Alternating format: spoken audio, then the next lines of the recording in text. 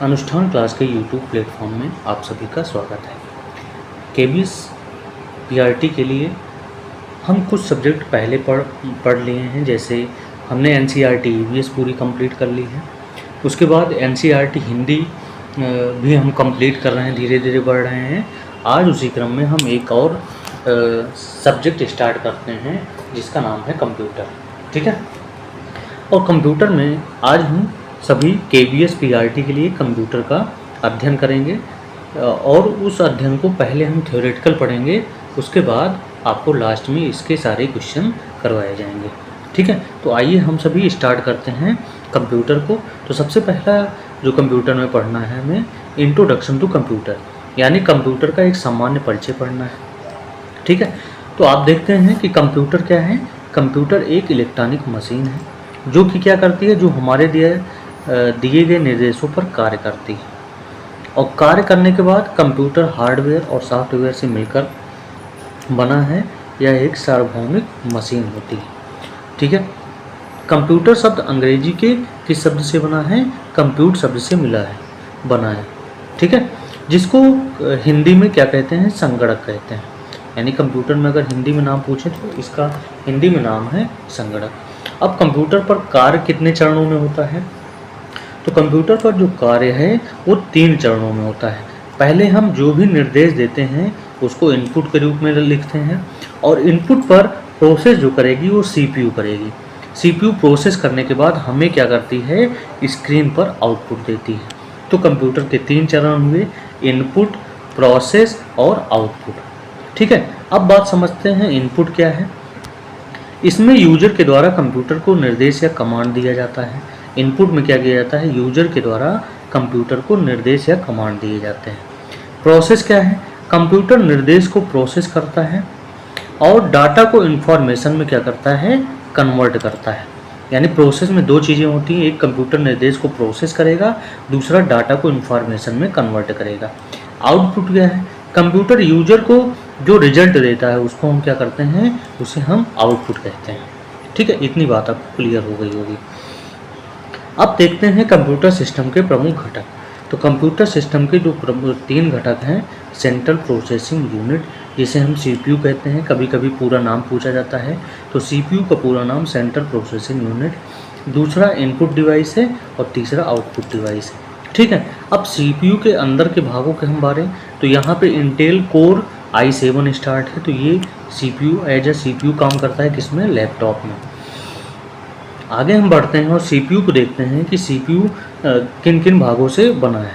अब देखिए, सबसे पहले हम इनपुट करते हैं। तो इनपुट जब करते हैं तो जो भी निर्देश होता है वो सीपीयू में जाता है। अब सीपीयू में क्या होते हैं? अलग अलग यूनिट बने होते हैं। पहला है मेमोरी यूनिट, दूसरा है कंट्रोल यूनिट, तीसरा है एएलयू। ठीक है, तो सीपीयू में जो आप निर्देश दिएंगे वो मेमोरी यूनिट में जाएगा। मेमोरी यूनिट क्या करेगी? कंट्रोल करेगी, यानी उसको भेजेगी एलयू के पास, और एएलयू अपना तार्किक विश्लेषण करके हमें क्या करता है? कंप्यूटर को आउटपुट या रिजल्ट प्रदान करता है। ठीक है, तो ये प्रोसेस होती है कि सीपीयू में, यानी सीपीयू में कौन कौन से यूनिट होते हैं? तो मेमोरी यूनिट, कंट्रोल यूनिट और एएलयू होता है। ठीक है, एएलयू और इस पूरे यूनिट को सेकेंडरी स्टोरेज भी कहा जाता है।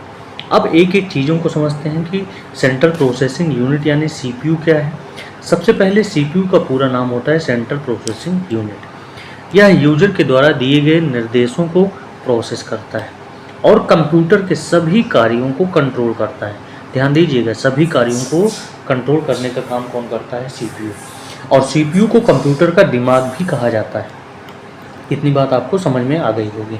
अब हम देखें कि सीपीयू कितने यूनिट से मिलकर बना है। तो ये 3 यूनिट से मिलकर बना होता है।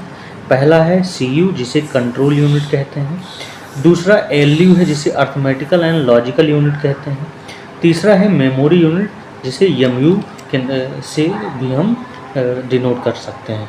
अब हम समझेंगे इन यूनिट के कार्य क्या हैं। सीयू, पहला है सीयू जिसे कंट्रोल यूनिट कहते हैं। तो कंट्रोल यूनिट क्या करता है? कंप्यूटर से जुड़े हुए सभी डिवाइसों और उनके कार्यों को नियंत्रित करने का काम कौन करता है? सीयू करता है। ठीक है, एलयू का क्या काम है? एलयू का पूरा नाम जो है अर्थमेटिक लॉजिक यूनिट है और यह सीपीयू का महत्वपूर्ण भाग है। कौन सा? ALU।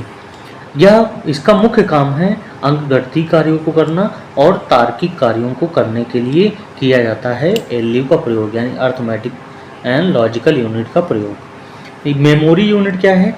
यह भी CPU का हिस्सा होता है और मेमोरी यूनिट का इस्तेमाल करके हम कंप्यूटर में डेटा और निर्देशों को स्टोर करने का काम करते हैं, इसमें मेमोरी यूनिट का। आगे हम कंप्यूटर की विशेषताएं समझते हैं। तो कंप्यूटर में क्या क्या विशेषताएं होती हैं? कंप्यूटर में स्पीड या गति होती है, कंप्यूटर में एक्यूरेसी या शुद्धता होती है, कंप्यूटर में मेमोरी होती है, कंप्यूटर में डिलीजेंसी होती, परिश्रमी होता है। ठीक है, तो 4 विशेषताएं कंप्यूटर की होती हैं।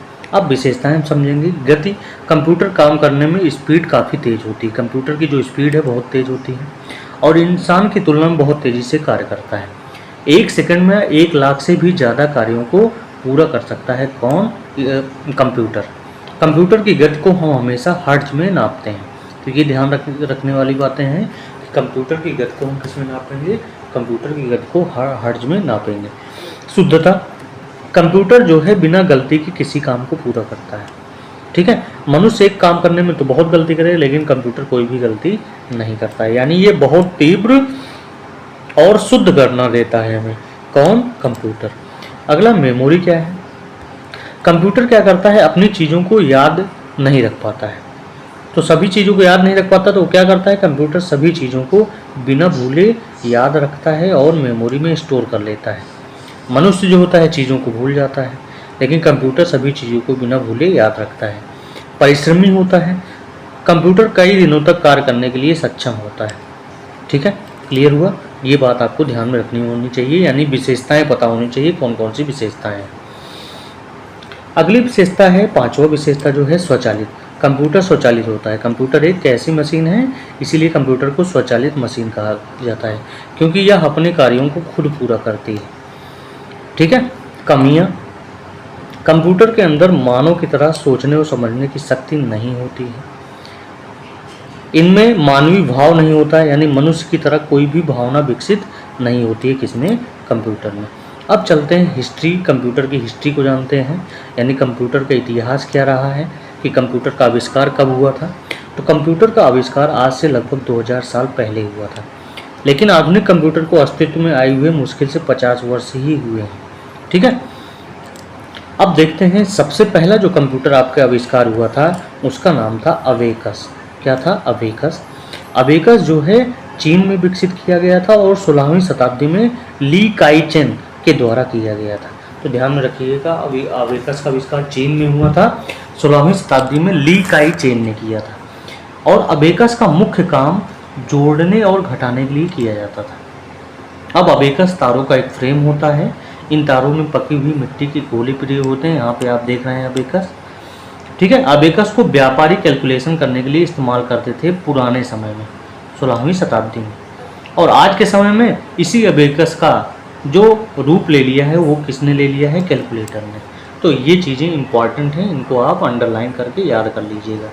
अगला पॉइंट है नेपियर बोन्स।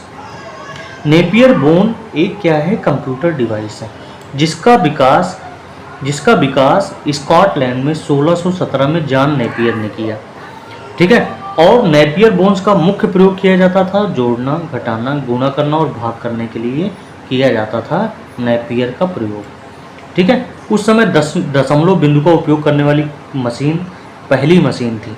इस डिवाइस को बनाने के लिए नेपियर ने हाथों के दांतों का उपयोग किया, इसलिए इस मशीन को नेपियर बोन्स भी कहा जाता है। ध्यान रखिएगा, नेपियर बोन्स जोड़ना, घटाना, गुणा और भाग सभी प्रोसेस को करता था। और यहाँ पे इस प्रकार का चित्र, ये जो नेपियर बोन्स बना है ये ऐसे होता है। ठीक है। अगला समझेंगे ब्लेज पास्कल। ब्लेज पास्कल का कैलकुलेटर। पास्कल कैलकुलेटर का पहला यांत्रिक कैलकुलेटर था। ठीक है। और इसका आविष्कार फ्रांस में 1642 में ब्लेज पास्कल द्वारा किया गया, या उस समय का पहला स्वचालित कैलकुलेटर था। ठीक है। यह लकड़ी का बॉक्स था जिसमें पहिए लगे होते थे। इन पहियों का उपयोग मूल्यों को जोड़ने, घटाना, गुणा और भाग करने के लिए किया जाता था। ठीक है। और ब्लेज पास्कल की इस मशीन को क्या कहते हैं? एडिंग मशीन के नाम से भी जानते हैं।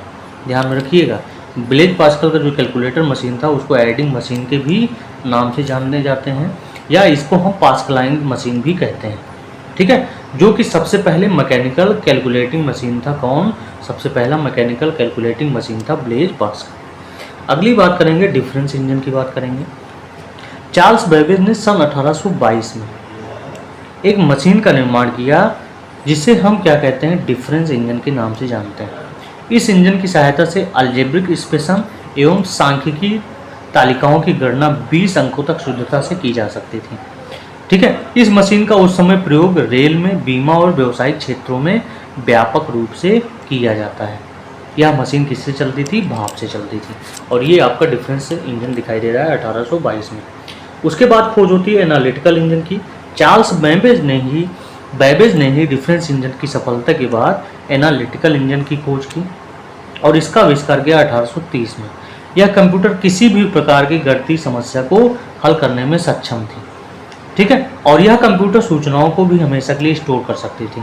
बेबेज का यह एनालिटिकल इंजन आधुनिक कंप्यूटर का आधार बना, इसीलिए चार्ल्स बेबेज को आधुनिक कंप्यूटर का जनक कहा जाता है, चार्ल्स बेबेज को।